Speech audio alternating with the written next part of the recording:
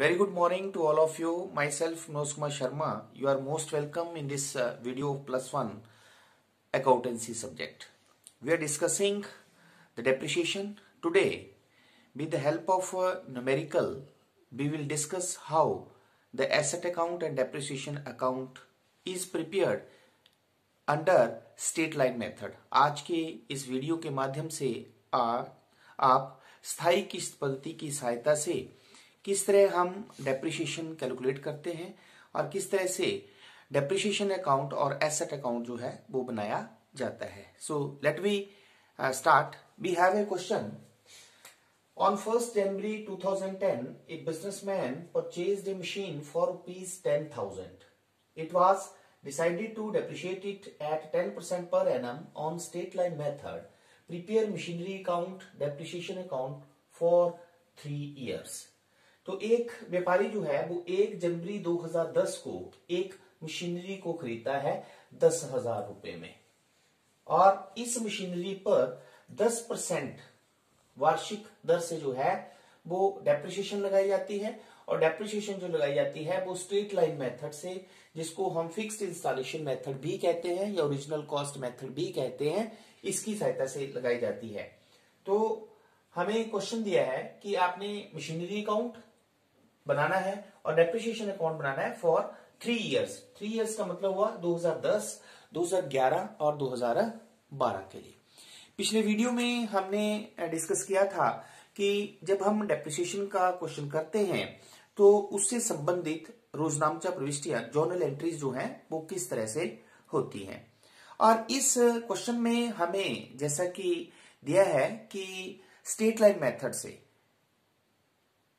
Depreciation लगाने के हमारे पास 2 मेथड जो हैं वो फर्स्ट स्ट्रेट लाइन मेथड है जिसको हम स्थायी किस्त पद्धति कहते हैं और दूसरा जो है वो है रिटर्न डाउन वैल्यू मेथड। अब स्ट्रेट लाइन मेथड या फिक्स इंस्टॉलेशन मेथड या ओरिजिनल कॉस्ट मेथड एक ऐसा मेथड होता है जिसमें डेप्रिसिएशन जो है वो प्रति वर्ष समान रहती है, क्योंकि प्रति वर्ष जो है वो डेप्रिसिएशन संपत्ति की ओरिजिनल कॉस्ट पर लगाई जाती है। तो इस क्वेश्चन में आप देख सकते हैं कि मशीनरी जो है वो 10,000 रुपीज की खरीदी है और 10% डेप्रिसिएशन है। तो डेप्रिसिएशन जो है वो कैलकुलेट होगा आएगी 10,000 into rate is 10%, it is 1,000,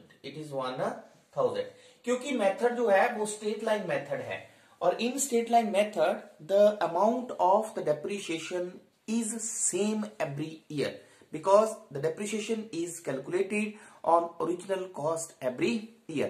तो प्रत्येक वर्ष, क्योंकि 3 सालों तक हमें जो है वो एसेट अकाउंट या मशीनरी अकाउंट बनाना है, तो प्रति वर्ष जो है वो फर्स्ट ईयर में भी डेप्रिसिएशन 1,000 रहेगी, सेकेंड ईयर में भी डेप्रिसिएशन 1,000 रहेगी और थर्ड ईयर में भी डेप्रिसिएशन जो है वो 1,000 रहेगी। पिछले वीडियो में हमने आपको जर्नल एंट्रीज बताई थी, इस क्वेश्चन में भी हम जर्नल एंट्रीज करेंगे और उसके बाद जो है वो हम एसेट अकाउंट और डेप्रिसिएशन अकाउंट बनाएंगे। तो जर्नल एंट्रीज में हमारे पास फॉर्मेट होता है journal entries. Now the date, particulars, ledger folio, debit और अमाउंट और क्रेडिट अमाउंट। तो जैसे कि 1 जनवरी 2010 को हमने एसेट खरीदी है, एसेट का नाम है मशीनरी, ठीक है। तो हमारे पास जर्नल एंट्री हो जाएगी machinery account debit to cash, या आप यहाँ पे बैंक अकाउंट भी लिख सकते हैं। कितने की एसेट खरीदी है? 10,000 रुपए की, क्योंकि मशीनरी अकाउंट और cash account both are real account. The rule for the real account is debit what comes in and credit what goes out. तो मशीनरी आ रही है, कैश जा रहा है, इसलिए मशीनरी को हम डेबिट करेंगे और कैश को हम क्रेडिट करेंगे। The second entry is eight the end of the year. 2010 को लास्ट में 31 दिसंबर को, क्योंकि हमने आपको बताया the depreciation is charged always at the end of the year. तो ईयर के लास्ट में 31 दिसंबर 2010 को फिर डेप्रिसिएशन जब हम लगाएंगे तो एंट्री हो जाएगी depreciation account debit to machinery account. How much is 1,000। और ये 1,000 कैसे कैलकुलेट हुआ? 10,000 is the original cost into 10/100, तो सिंप्लीफाई करके आ गया 1,000। तो डेप्रिसिएशन के सामने 1,000, मशीनरी के सामने भी 1,000। Narration is being depreciation charged. Same year, at the end of the year again, we will transfer this depreciation to machinery to profit and loss account. तो एंट्री हमारे पास हो जाएगी profit and loss account debit to depreciation. तो 1000 रुपया जो depreciation थी उसे हमने प्रॉफिट एंड लॉस अकाउंट में ट्रांसफर कर दिया, क्योंकि डेप्रिसिएशन एक व्यवसाय के लिए एक्सपेंस होता है and at the end of the year all the expenses are transfer to profit and loss account. तो फर्स्ट ईयर में ये एंट्रीज हमारे पास हुई। हमने पिछली वीडियो में आपको बताया था कि जो सेकंड और थर्ड एंट्री होती है मीन डेप्रिसिएशन लगाने की और डेप्रिसिएशन को प्रॉफिट एंड लॉस अकाउंट में ट्रांसफर करने की, ये हर अगले ईयर में होती रहती हैं तब तक जब तक हम उस एसेट को बेचते नहीं हैं। और हमारे पास क्वेश्चन है कि आपने ये एसेट अकाउंट और डेप्रिसिएशन अकाउंट 3 सालों तक बनाना है। इसका मतलब क्या हुआ कि 2010 में भी यूज की इस मशीनरी को, 2011 में भी यूज किया और 2012 में भी किया। तो इसका मतलब क्या हुआ कि 2011 के एंड में भी जब हम डेप्रिसिएशन लगाएंगे तो फिर हमारे पास एंट्री हो जाएगी depreciation account debit to machinery account. और यहां पे आपने ध्यान रखना है कि जो अमाउंट है वो 1000 रुपया ही रहेगा डेप्रिसिएशन का। क्यों? क्योंकि हम कौन सा मेथड यूज कर रहे हैं? Straight line method. कौन सी मेथड यूज कर रहे हैं? Straight line method. And in straight line method the amount of the depreciation remains same every year.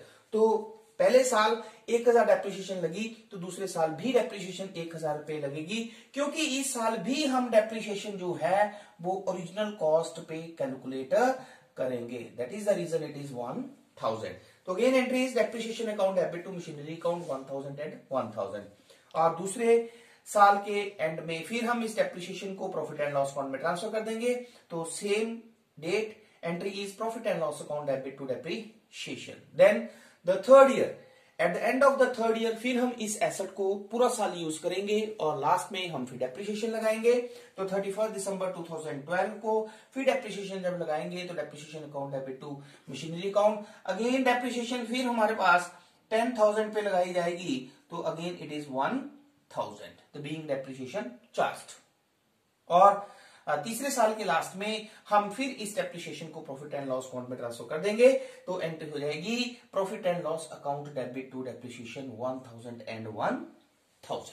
तो जैसा कि क्वेश्चन में हमें कहा गया है कि हमें asset account mean machinery account बनाना है और फिर हमें डेप्रिसिएशन अकाउंट बनाना है।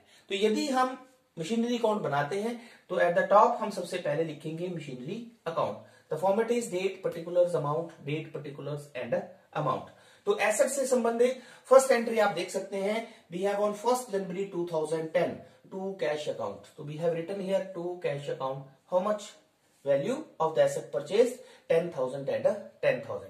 इसी ईयर में मशीनरी से रिलेटेड हमारे पास सेकंड एंट्री है 31 दिसंबर को जो हमने डेप्रिसिएशन लगाई है। तो मशीनरी बाय डेप्रिसिएशन, तो बाय डेप्रिसिएशन 1000। तो अब हमारे पास 10,000 की हमने मशीनरी खरीदी थी, 1000 हमारे पास डेप्रिसिएशन लग गई, तो बैलेंस हमारे पास 31 दिसंबर 2010 को आ गया बाय बैलेंस कैरी डाउन 9,000।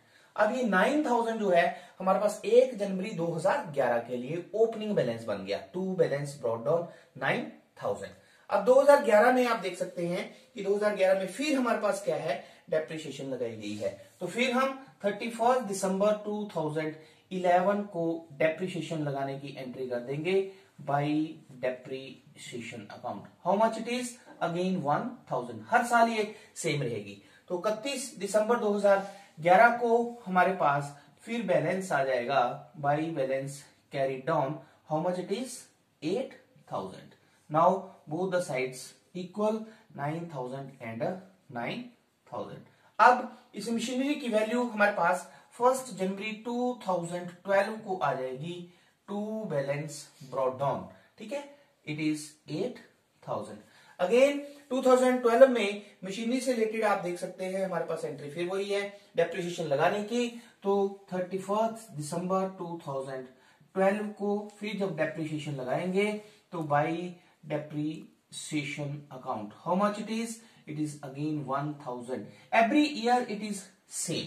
अब 31 दिसंबर 2012 को जब हम बैलेंस निकालेंगे तो हमारे पास आ जाएगा by balance carry down, how much it is?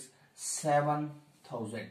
Both the sides equal 8,000 and 8,000। अब ये बैलेंस हमारे पास 1 जनवरी 2013 के लिए आ जाएगा to balance brought down, it is how much 7,000।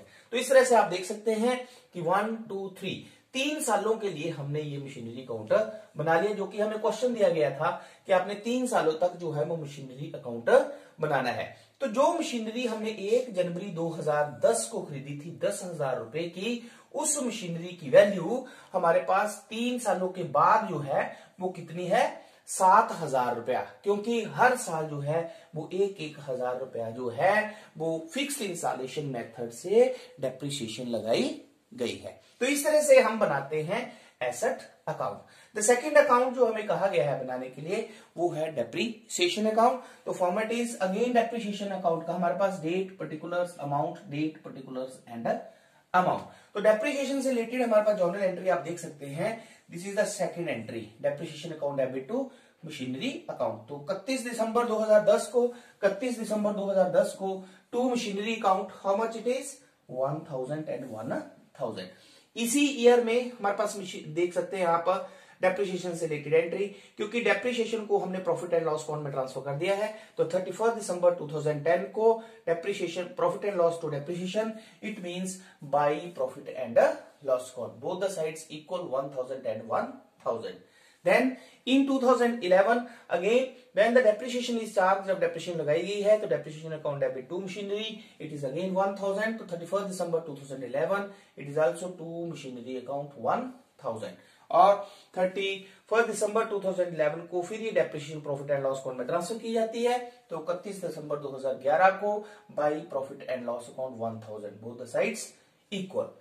Eight the end of third year 31 December 2012 को फिर डेप्रिसिएशन जब लगाई गई तो फिर हमारे पास आ गया asset account debit to machinery. तो to machinery account 1,000 and at the end of the year when it is transfer to profit and loss account 31 December 2012 by profit and loss account 1,000 and 1,000। तो इस तरह से हमने machinery account और depreciation account जो है वो 3 इयर्स के लिए, मतलब 2010, 2011 और 2012 के लिए हमने जो है ये बनाए हैं।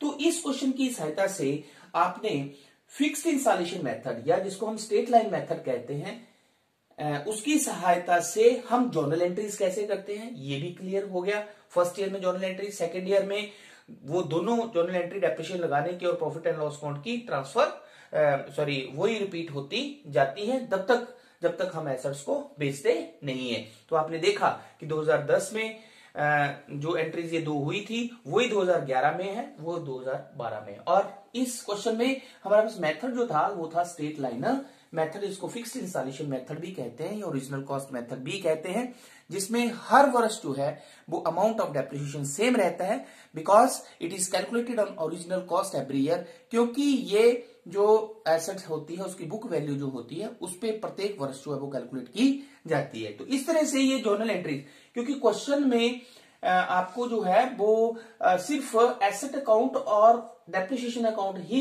मोस्टली पूछा जाता है, तो जर्नल एंट्रीज क्वेश्चन में कई बार नहीं पूछी जाती हैं। लेकिन हमें जर्नल एंट्रीज क्लियर हो जानी चाहिए कि जब हम एसेट्स को खरीदते हैं तो जर्नल एंट्री क्या होती है, जब डेप्रिसिएशन लगाते हैं तो जर्नल एंट्री क्या होती है, और जब उसे प्रॉफिट एंड लॉस अकाउंट में ट्रांसफर किया जाता है तो हमारे पास जर्नल एंट्री क्या होती है। तो आई होप कि इस क्वेश्चन की सहायता से आपको फिक्स्ड इंस्टॉलेशन मेथड से हम एसेट अकाउंट और डेप्रिसिएशन अकाउंट कैसे बनाते हैं ये समझ में आ गया होगा। Thank you very much.